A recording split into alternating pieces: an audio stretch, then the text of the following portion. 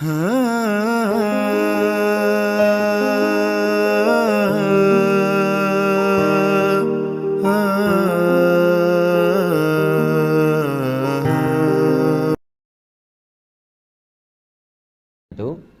kalau berzikir pakai lisan, hatinya mesti nyambung. Karena itu kenapa bilangannya banyak, untuk melatih hati sampai nyambung. Gitu. Makanya disebut zikir. Zikir itu nyambung, artinya ingat. Zikir itu ingat, diucapkan berkali-kali itu untuk menyentuh hati supaya ingat.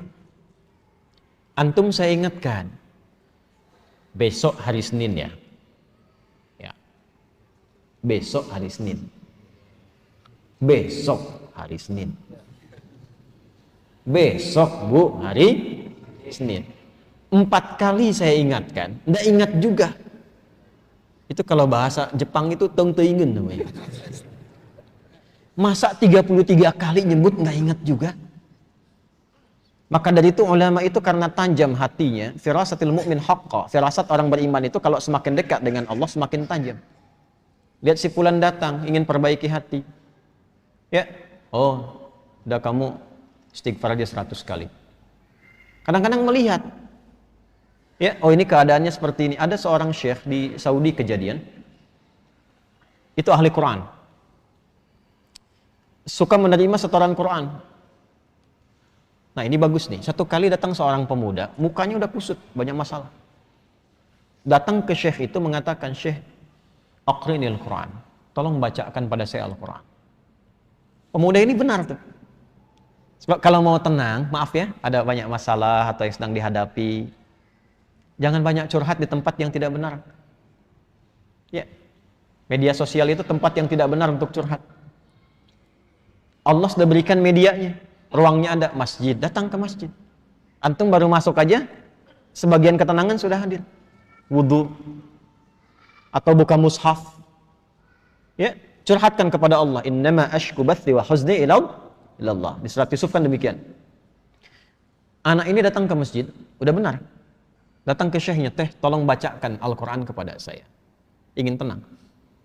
Kata syekhnya, saya sedang nerima murajaah ini dulu, kamu ambil wudu, sholat dulu 2 rakaat di situ. Nanti setelah selesai saya bacakan kepada kamu Al-Quran. Ini kisah nyata. Dan dia ikut. Makanya kalau guru katakan, ikut saja sepanjang guru itu thiqah. Jangan banyak tanya. Kalau gurunya thiqah, sanad ilmunya tersambung pada Rasulullah, udah sami'na wa ata'na, bukan sami'na wa nanyaina. Kalau gurunya thiqah, itu thiqah. Makanya di Timur Tengah itu ada kualifikasi, ada ustaz, ada da'i, mubaligh, ada alim, ada mufti, ada qadhi. Kalau mufti sudah ngasih fatwa, jangan ditanya, itu aib. Apalagi ilmunya nggak nyampe. Ya, cuma problemnya kan di kita disebut ustaz semua. Sehingga sulit bedakan mana yang thiqah, mana yang tidak thiqah.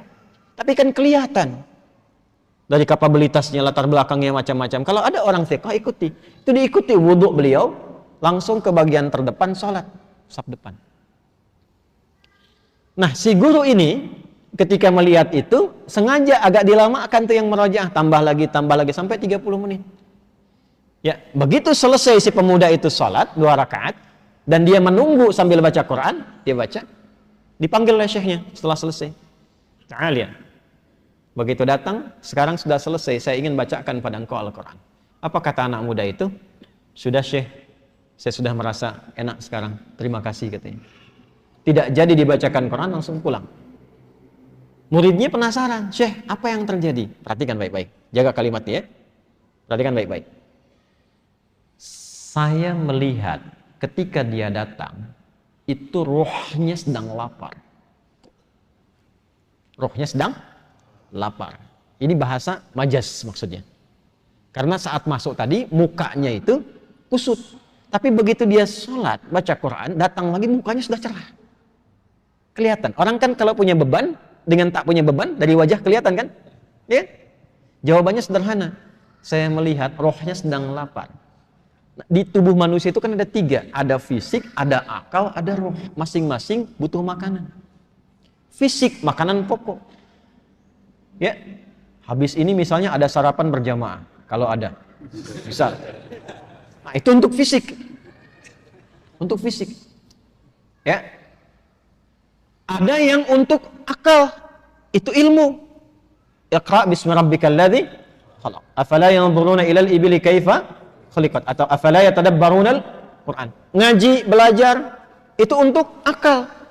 Tidak dipakai akalnya, tidak diberi makan, tidak belajar, tumpul. Itu pusing juga. Kalau ada orang sehari nggak belajar, itu tumpul, itu pusing itu.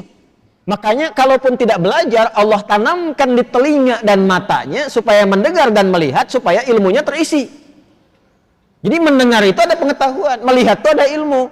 Anak-anak jangan diperlihatkan yang tak penting, Bu, karena jadi ilmu awal untuk dia. Orang tua bicara kasar, terdengar anak ditiru karena ilmu dari situ. Yang pertama diberi itu pendengaran. Setelah itu tajam penglihatan. Apa yang dilihat, yang didengar, itu yang jadi ilmu. Nah, kita yang sudah baligh menyiapkan waktu ngaji seperti ini. Jadi kalau anak-anak tuh mendengar. Saya waktu malam Jumat tuh masih ngisi itu offline. Itu pernah satu kali mengajar, ada anak jalan. Tuh bahagia mereka. Itu dunia anak-anak memang begitu. Jalan, ngobrol, naik ke pintu, bangku didorong-dorong, itu kan?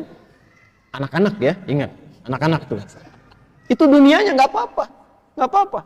Satu kali orang tuanya mungkin melihat, wah ini khawatir mengganggu ke yang lain, bagus orang tuanya. Dibawa keluar. Begitu mau dibawa keluar, saya bilang tunggu sebentar, tunggu, biar aja dulu, karena saya tidak merasa terganggu. Biar dulu. Boleh jadi orang tua yang menyimak pun, maaf, yang ditangkap tidak lebih banyak daripada anak itu yang kelihatan bermain. Saya tanya anaknya, dia mampu mengulang apa yang saya sampaikan. Yang bapaknya belum tentu bisa. Dari situ masuk ya tuh. Ilmu masuk dari situ. Nah, seperti halnya fisik butuh makanan, akal butuh makanan, ini roh pun butuh makanan. Karena roh itu sumbernya dari Allah, hanya Allah yang tahu. Allah yang siapkan menunya.